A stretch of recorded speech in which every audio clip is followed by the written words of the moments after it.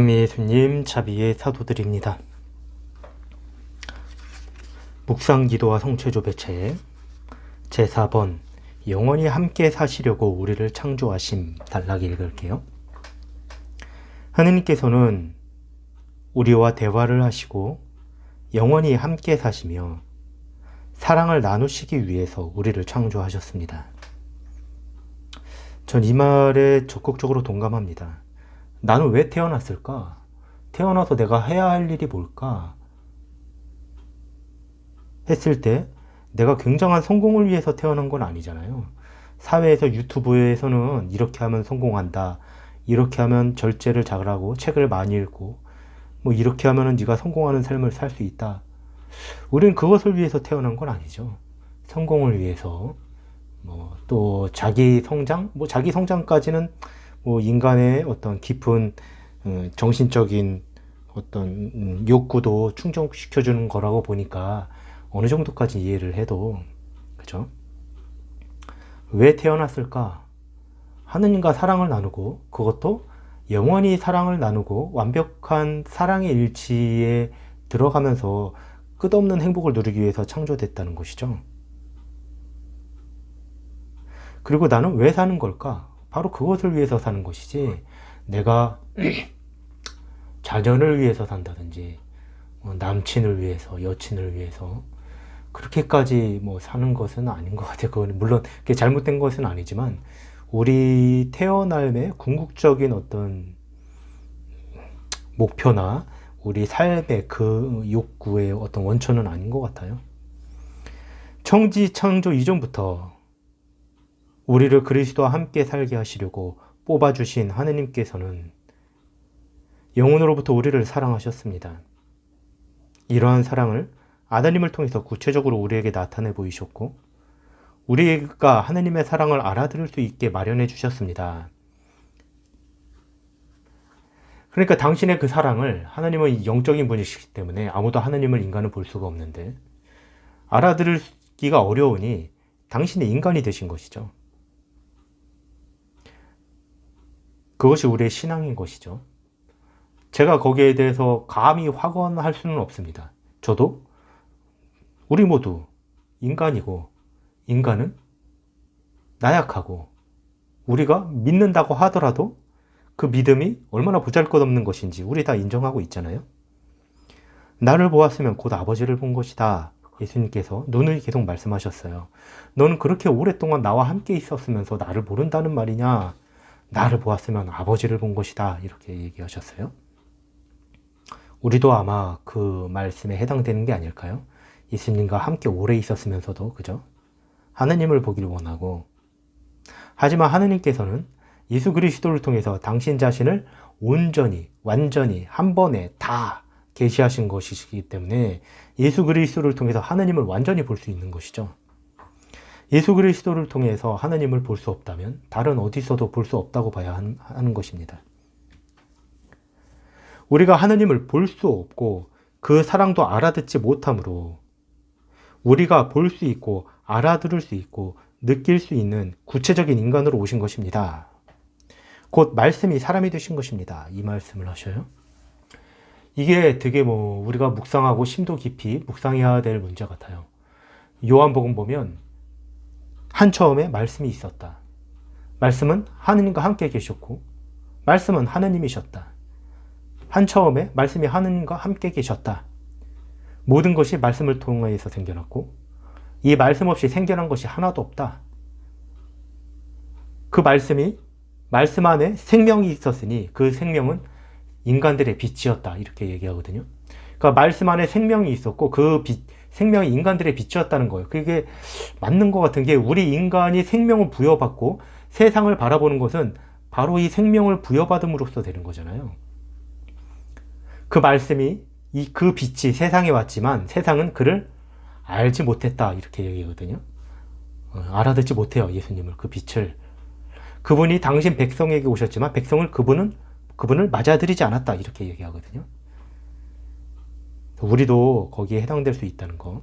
그만큼 사람들의 눈이 어둡고 우리의 어둠은 우리 어둠이라는 우리 마음 안에서는 하느님의 빛은 더 짙은 어두움인 것이죠. 그래서 더 못 알아들을 수도 있다.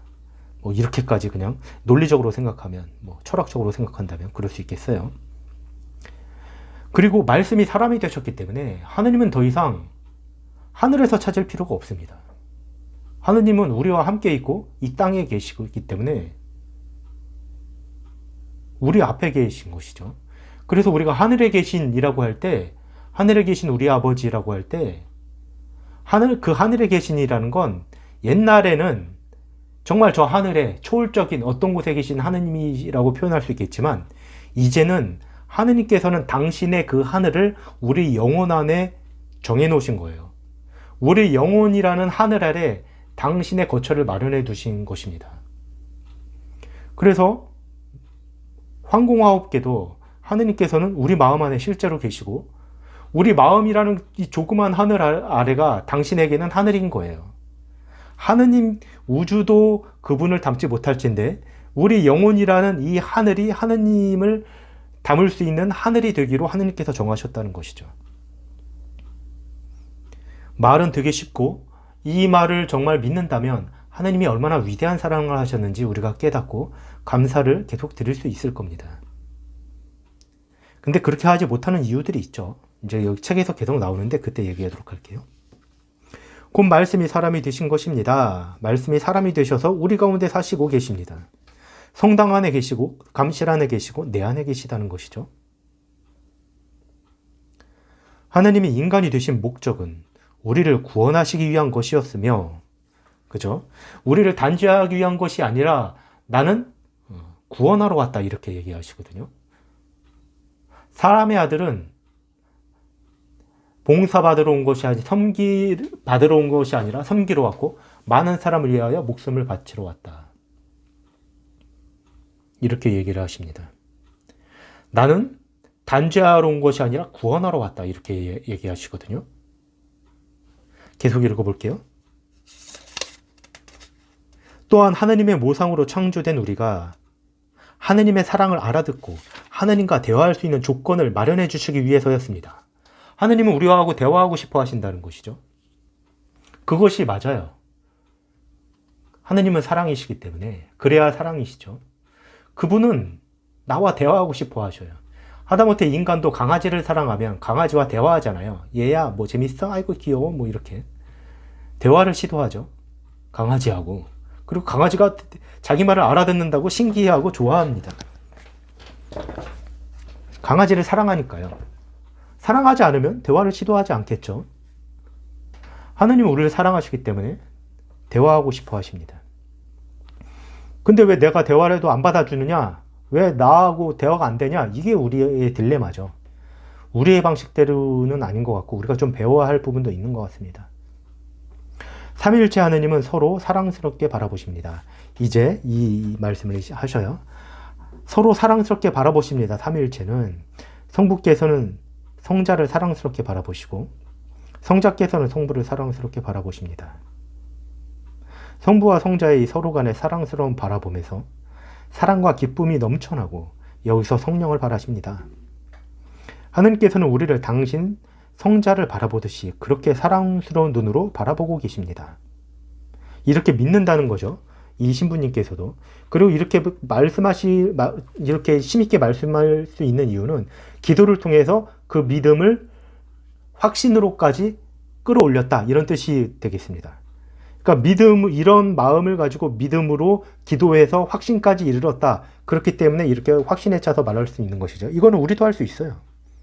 그리고 그렇게 해야만 하고 그것이 우리가 가야 할 길인 것이죠. 우리도 성자께서 성부를 사랑스럽게 바라뵙듯이 그렇게 영원히 천국에서 바라뵙게 될 것입니다. 그것이 천국이라는 거죠. 하느님을 영원히 직접적으로 바라뵙고 행복을 누리는 것. 그래서 왜 그런 말이 있잖아요. 그까짓 게 뭐 그렇게 행복할까 생각했을 때 그런 질문이 있어요. 만약에 엄마가 아들을 되게 사랑하잖아요. 자식을 사랑하고 딸도 물론 사랑하지만 천국에 갔어. 근데 자식이 지옥에 갔어. 그러면 엄마는 천국에서 얼마나 고통스러울까 우리는 생각할 수 있잖아요, 인간적으로. 그죠? 근데 이미 천국에 간 영혼은 하느님 안에 완전한 행복 안에 머물러 있기 때문에 이미 육적인 혈육의 정을 능가하는 사랑 안에 있다는 것입니다. 거기서는 비록 부모 자식 간의 사랑이 굉장히 고귀한 것이기는 하나, 그죠? 이미 완전한 행복 안에 더 있다는 것이죠. 그래서 왜 죽었다 살아난 사람들이 가기 싫었다고 그런 말 나오잖아요. 지상에. 더 이상 살고 싶지 않다. 뭐 이런 말도 하고. 하느님께서는 우리가 천국에 가기 전에 현세에서부터 가까이 만나고 서로 대화하기를 원하십니다. 저는 이거를 오늘 말씀드리고 싶어요. 하느님께서는 그러면 천국에서부터 우리와 영원히 대화를 나누실 텐데, 하느님은 그게 목적이 아니에요. 성미가 급해. 이거는 제가 표현을 그렇게 한 거예요. 정말 성미가 급한 게 아니고 사랑이 지극하기 때문에 하늘에서뿐이 아니라 지금 이 지상에서부터 대화를 나누고 싶어 하셔요. 몇십 년을 기다릴 수가 없어요, 하느님은. 그래서 우리 인생길을 우리와 함께 가면서 우리의 모든 고민을 듣고 싶어 하고 도움을 주고 싶어 한다고 저는 믿습니다. 그리고 여러분도 그렇게 그런 믿음이 여러분도 생각하기에 잘못된 믿음이 아니라는 걸 아실 거예요. 하느님은 사랑이시고 우리를 이 지상에서부터 당신과의 사랑 넘치는 사귐에 초대하고 계신 것입니다. 이것이 바로 구원인 것이죠. 그렇죠? 구원이 뭐 다른 거겠습니까? 구원이 뭐 천국에 가서 우리가 뭐 하늘을 날아다니고 막 광선 쏘고 뭐 천국에 있는 모든 것을 상상한다 할지라도 그것은 그냥 인간의 상상 속에서의 그런 것이지, 천국에서는 정말 완벽한 행복, 즉 하느님 안에 있는 행복, 하느님과 영원한 대화를 나누는 행복이라는 것이죠. 그것을 하느님은 몇십 년을 기다릴 수가 없어요. 이 지상에서부터 우리와 함께 하시길 원하셨기 때문에 이 지상에 우리와 함께 하기 위해서 내려오셨던 것입니다. 임마누엘이 그분의 이름이잖아요. 우리와 함께 계신다는 뜻이다. 성체 안에 늘 머물러 계시면서 우리와 함께 계신 것이죠. 그릴 뿐만 아니라 성체를 통해 우리 안에 오시고 우리와 한 몸을 이루시고 우리 안에 피가 되시고 우리 안에 살이 되시고 우리 영혼 안에 머물러 계시면서 우리가 당신을 바라봐 주길 원하시고 당신에게 말 걸어 주길 원하시고 그런다는 거예요. 물론 제가 말은 이렇게 하지만 막상 말 걸면 쉽지 않아요. 기도한다는 게 그렇게 쉽지 않다는 것을 동감합니다. 어떤 면에선 쉬운데 어떤 면에서는 쉽지 않거든요. 그래서 저는 옛날에도 말씀드리겠지만 하느님은 우리 왜 신앙을 갖느냐 이 질문에 대해서 말씀드렸어요. 우리는 왜 성당에 다닙니까? 마음의 평화? 마음의 평화는 여러분 불교에 가서 향소리 맡으면서 종소리 은은하게 들려봐요. 굉장히 편안함 느끼거든요. 저도 그래요. 향냄새와 종소리 은은하게 풍경소리 들려봐요. 편안하구나 이런 마음 느낍니다. 그런 평화가 아니라 예를 들면 하느님 구원에서 오는 평화도 있어요. 하느님이 주시는 평화, 그냥 뭘 해도 마음이 충만한 평화도 있습니다. 근데 그것이 목적이라기보다는 구원의 증표인 거죠. 내가 하느님 안에서 구원된 상태에 있다는 표징으로서의 선물로 주어지는 평화입니다. 그것 때문에 온다는 것은 좀 그렇죠. 목적이 마치 뭘 받기 위해서 오는 것 같잖아요. 그거 안 주면 그러면 성당 안 올 거예요? 평화 없으면? 평화가 없을 수도 있어요. 하느님이 안 주시면. 우리 평소에 늘 평화에 넘치요? 그러지 않잖아요, 여러분. 평소에 하나님을 의심도 하고 잘 모를 때도 있고 메말르기도 하고 기도가 안 될 때도 있고 잊고 지낼 때도 많고 평화가 있는 시간에 뭐 얼마나 있어요? 24시간 중에. 그것 때문에 온다는 건 좀 말이 안 되죠. 구원을 위해서 다녀요. 그것도 말이 안 됩니다. 하느님이 그러면 우리가 구원을 주지 않으면 안 갈 거예요? 하느님한테? 필요 없는 분이에요? 하느님이 구원을 안 주면? 그렇지 않죠.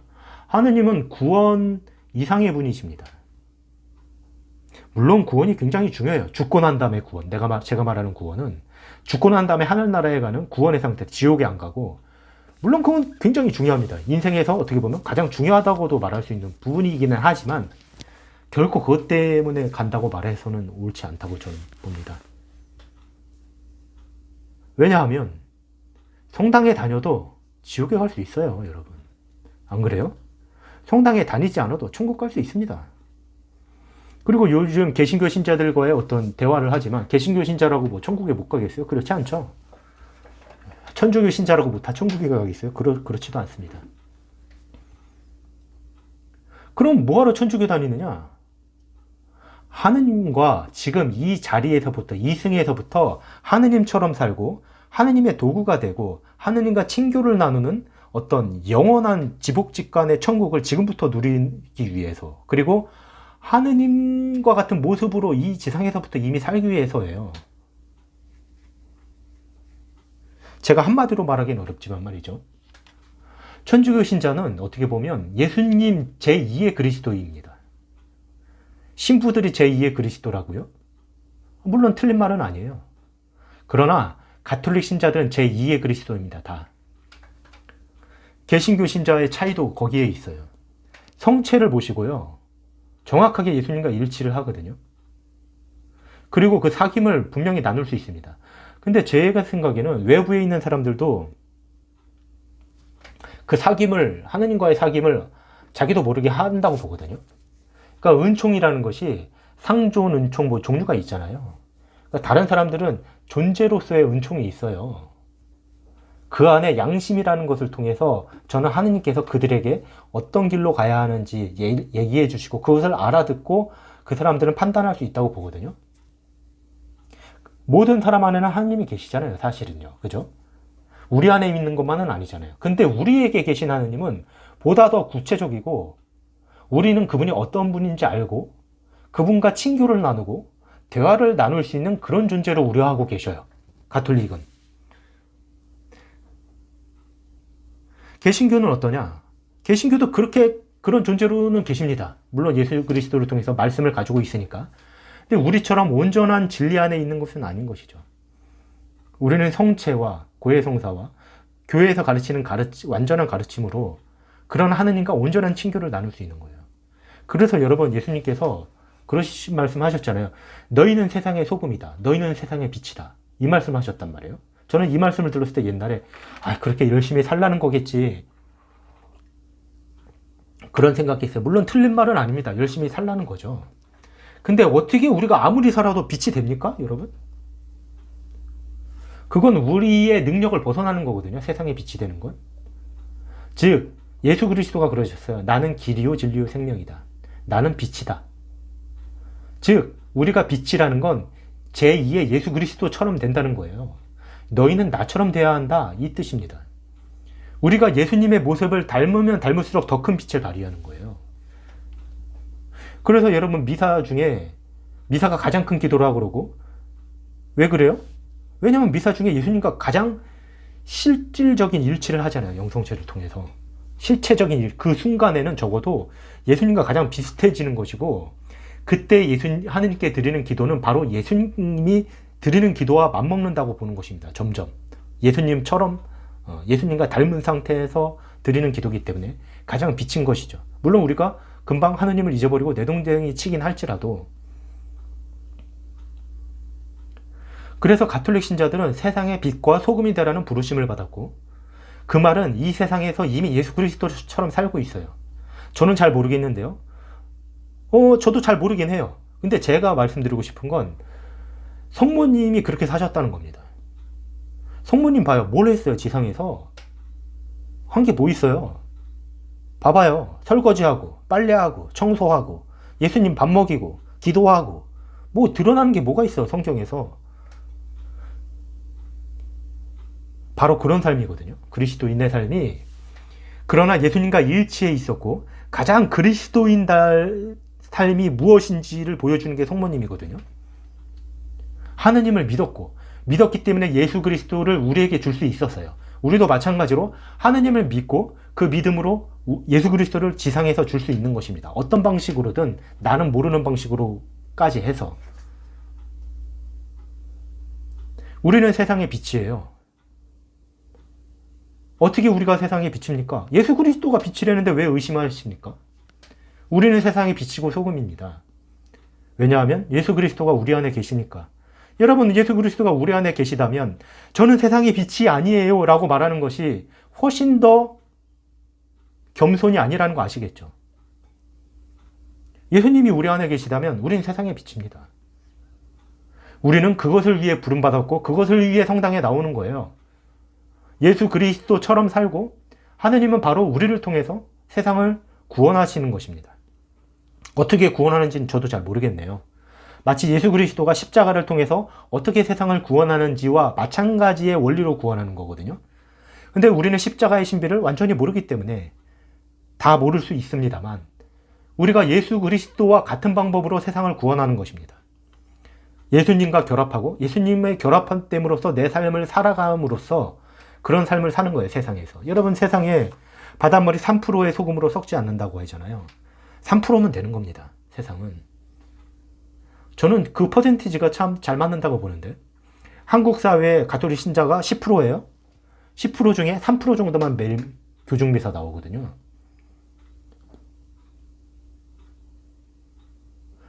저는 가끔 그런 생각도 많이 해요. 이렇게 참된 진리가 왜 오해를 받고 어떻게 보면 개신교가 더 많을까? 우리나라에서는. 그리고 왜 이렇게 분리되고 우리를 모욕하고 우리를 욕하고 우리를 매도하는 저기를 하느님은 허락하실까? 그리고 왜 이슬람은 저렇게 잘 될까? 불교인들도 참된 하느님이 여기 계신데? 이런 생각을 할 때가 있어요, 개인적으로. 여러분은 어떨지 모르겠지만. 근데 제 결론은 하느님이 허락하셨다는 겁니다. 하느님께서는 일괄적으로 당신의 그 진리를 강제적으로 믿도록 하지 않으시고, 말이 길어지는데, 우리로서 충분하다. 물론 그렇다고 정규를 하지 말아야 되는 건 아니에요. 모든 사람이 하느님을 진심으로 알고 더 하느님께 다가가는 것이 맞죠. 근데 그렇게밖에 해석이 안 돼요. 옛날에 프란시스코 성인이 정교하러 갔을 때 목숨을 바치러 이슬람에 정교하러 가다가 도중에 못 가거든요. 그때 깨닫는 게 하느님이 허락하셨다는 것을 깨달아요. 그들에 대해서, 그들의 존재에 대해서. 일괄적으로 그렇게 되기를 원하지 않는다는 것이죠. 우리는 우리로서 하느님께 다가가기만 하면 됩니다. 그리고 우리는 적극적인 관상까지는 누구나 할 수 있어요. 이거는 수도자만 하는 게 아니에요. 모든 사람이 다 할 수 있고, 가톨릭 신자는 모두 다 거기까지 부름을 받았어요. 그리고 하느님과 친교를 나누면서 그분에게 기쁨을 주고 하느님을 알아주고, 그래서 그분과 대화를 나누는 것을 그러길 원하면서 우리를 부른 거죠. 자, 그 말씀을 하시는 거예요. 우리는 왜 성당에 나가는가, 여러분? 구원받기 위해서 아닙니다. 하느님과 천국에서 영원히 행복을 누릴 건데, 그 행복을 이 지상에서부터 누리면서 예수님처럼, 그리고 예수님과 친구가 되고 예수를 통해서 예수와 함께 예수 안에서 하느님께 다가가고, 그런 삶을 살기 위해서 우리가 이제 부름받은 것이죠. 그런 삶이 사실은 구원인 것이죠. 이 지상에서 구원. 그러니까 어떻게 보면 죽어서 하늘나라에 가는 것은 너무 작은 의미입니다. 우리는 이 지상에서부터 하늘나라에 가기 위해서 성당에 나가는 거예요. 11조를 내기 위해서, 주일미사에 나가기 위해서 나가는 게 아닙니다. 이 지상에서부터 나를 사랑하시는 하느님을 알아뵙고 그분께 위로를 드리고 그분과 사랑을 나누고 그분과 친교를 나누고 그분과 함께 내 인생길을 이 외롭고 이 험난하고 친구도 없고 때로는 고달픈 이 인생길을 그분과 함께 걸으면서 그분과 함께 살다가 그분 품에서 죽고, 그러기 위해서 성당에 나가는 것이죠. 그런 친구를 내가 가졌기 때문에 이웃에게 그런 친구를 소개시켜주는 것이 바로 정교입니다. 근데 그런 친구가 없는데 어떻게 정교를 해요? 그런 친구를 알려주지도 않으면서 정교하라고 그러면 정교가 어떻게 되겠어요? 가갖고, 옛날에도 말씀드렸지만, 성당 나가면 뭐가 좋아? 그러면, 주일미사에 나가야 되고, 우리가 이제 어디 놀러 가더라도 주일은 꼭 와서 그 주일을 지켜야 돼. 그리고, 간음하면 안 돼. 성관계 막 하면 안 되고, 그런 걸 누가 좋아해? 좋아할 리가 없으니까. 한다는 소리가. 그래도 개신교에 비해서는 돈 내는 소리라는 말을 안 해. 이런, 자율적으로 내면 돼. 기껏 하는 자랑이 이거예요. 그건 자랑이 아니죠, 사실은. 왜냐하면 그분을 사랑하면 낼 수 있는 거거든요. 그분이 갚아준다고 믿으면 낼 수 있는 거거든요. 돈은. 근데 그분이 내 친구였을 때 다른 사람에게 이 좋은 친구를 소개시켜 줄 수 있고 그것이 바로 종교가 돼야 한다는 것입니다. 우리는 그러기 위해서 성당에 나가는 것이죠. 거기서 하느님께서 나를 기다리고 계시고 지금도 날 보고 계신 것입니다. 내 안에서. 말이 길어졌어요. 계속 읽도록 하겠습니다. 하느님께서는 우리가 생각하는 것보다 훨씬 더 우리와 가까이 우리 안에 계시면서 늘 우리를 사랑스럽게 바라보십니다. 이 말씀을 하셔요. 이 말씀을 이 신부님이 얼마나 실감했는지는 전 모르겠습니다. 기도 안에서 느낀 만큼 실감을 했겠죠. 그러나 이 신부님도 그렇게 믿는다는 것이죠. 그죠? 이 믿음을 우리가 가졌으면 좋겠기 때문에 확신에 찬 어조로 강조하는 것이지, 이 신부님께서 정말 우리와 다른 분이라고 생각되진 않거든요. 이 신부님도 그런 믿음을 가지고 기도한다. 우리도 그렇게 했으면 좋겠다. 그런 뜻으로 알아들을 수 있었으면 좋겠습니다. 오늘도 한 장밖에 못 읽었네요. 좋은 하루 되세요.